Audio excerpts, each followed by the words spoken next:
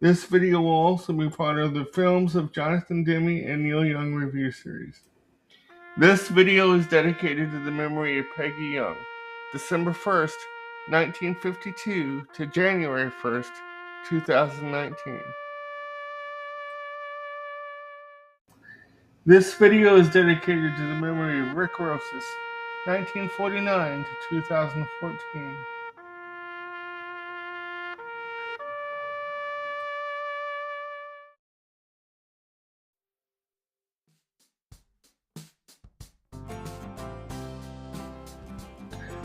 Good morning, everybody. We're going to conclude the truncated week of reviews with the conclusion of the Neil Young Prairie Wind review series and another installment of the Films of Jonathan Demme and Neil Young review series. This time we're going to continue things on with our look at the Heart of Gold DVD, which was directed by the late great Jonathan Demme, whom you may know from his directorial turns in Silence of the Lambs and the remake of the Manchurian Candidate, and so much more. But this is the first. Actually, this is the second directorial adventure that Jonathan went on with Neil, and the first was actually a video EP for some songs from Sleeps with Angels. But we will get to that when we do the Sleeps with Angels review series. The way Heart of Gold came about is that Jonathan had a year off, and to do with what he wanted, and so he called Neil and asked Neil what he was up to. And Neil told him that they had just finished the record Prairie Wind, and to come on down to Nashville and see what they were up to. And so Jonathan did, and they started talking about Neil's plans for rolling the record out, and they hatched a plan of premiering the record at the Ryman Auditorium in Nashville, and so that's what they did. They performed two shows. The band for those shows was essentially the Prairie Wind Band, which is the band that played on the record, to include my good friend Anthony Crawford, Carl T. Himmel on drums, Grant Boatwright on guitar, electric and acoustic, but we'll get to that in a second because I forgot to mention about his participation when we reviewed the record. And just the whole Prairie Wind Band. But this film is so beautifully shot. It is like one of my favorite concert films that Jonathan and Neil have done together.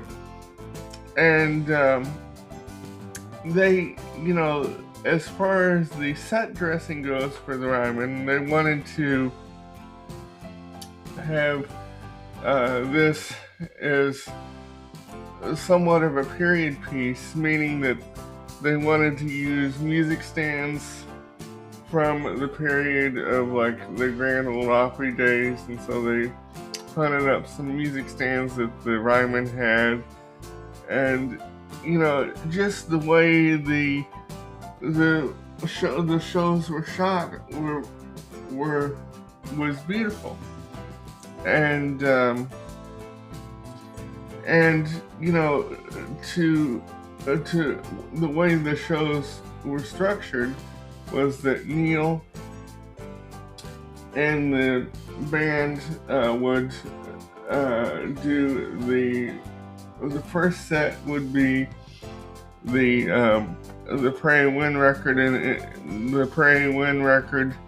in its entirety, and there is one discrepancy, but we'll get to that in a second. And then they would take a break and come back and do a set of other stuff. And the reason being is that Jonathan wanted Neil to flesh out the set, because if he hadn't have, if they had just done the record, it would be a 50-minute film. And so Jonathan wanted to flesh it out to theatrical length, and so that's why they added the extra set. And in that extra set, they did primarily songs that Neil had recorded in Nashville, such as, Heart of Gold, Four Strong Winds, Comes a Time, Old Man, and one of my, the song that I was most excited to see, because I had never seen a performance of it, One of These Days. And, I had never seen a full band performance of it. And it was just beautifully done. And they added horns to it. They added the horn section to it. And as I said in the record review, the horn section, led by Wayne Jackson, didn't have a tenor saxophone. They used two baritone saxes, and so that's why the horn section had a bite to it, and the horn sound had a bite to it. And and they also did, and the version of Four Strong Winds was just gorgeous with the string section, and they went all out, and but now on to that discrepancy, on to the kind of the only criticism that I have of the film is that I don't know why Jonathan didn't slot in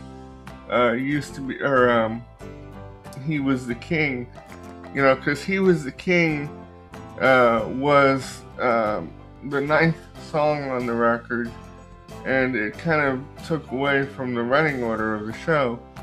Now, he did include it as a bonus feature, so I never knew why it was not included in the main set. Maybe they ran out of space or whatever. But and the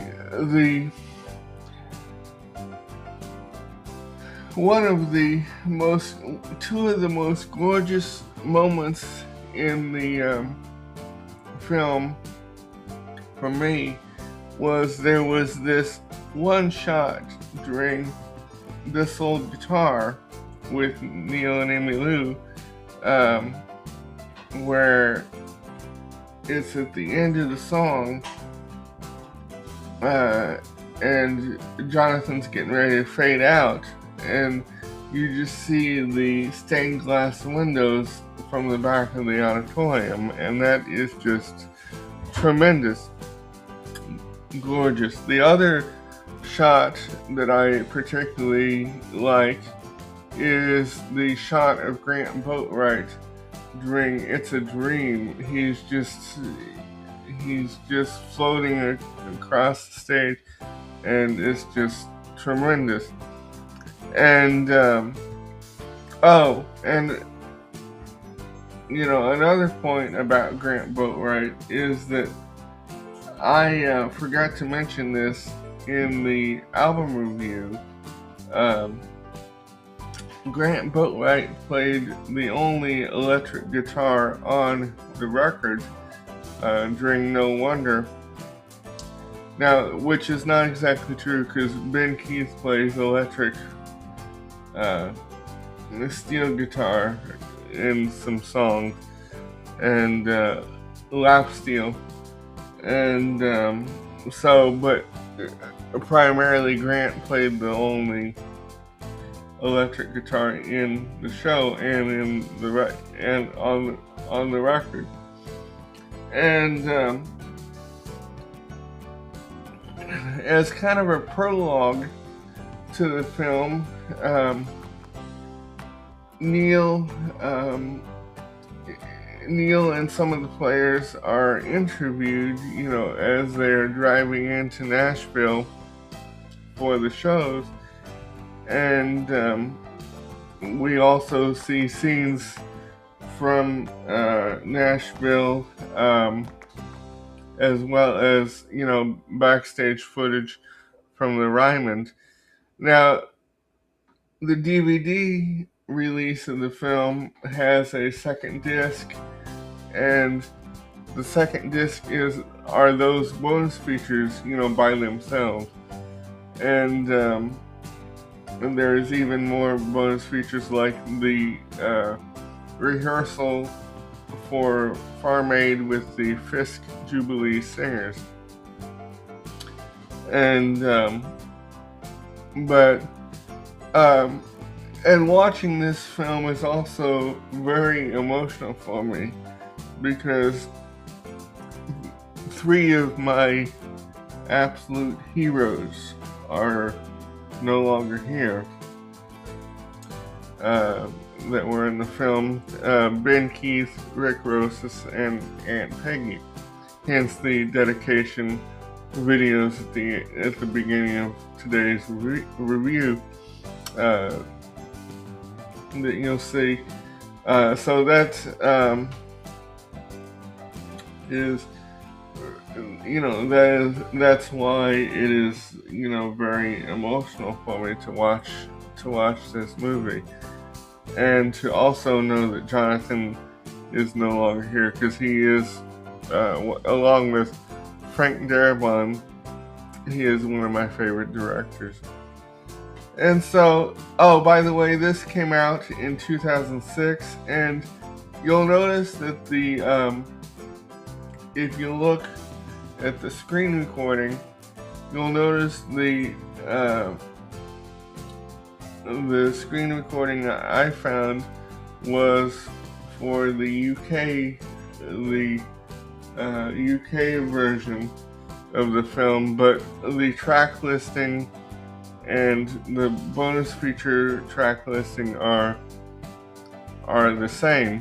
So there's no difference. So once again, this came out in 2006, and I hope you enjoy it. I give this 5 stars.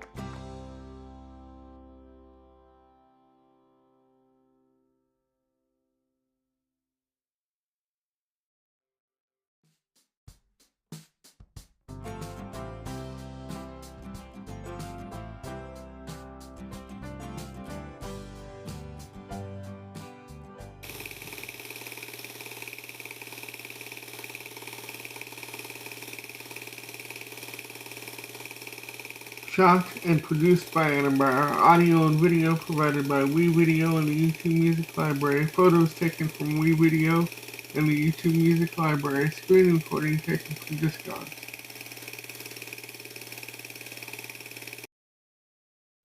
Achieved using iPicky.com.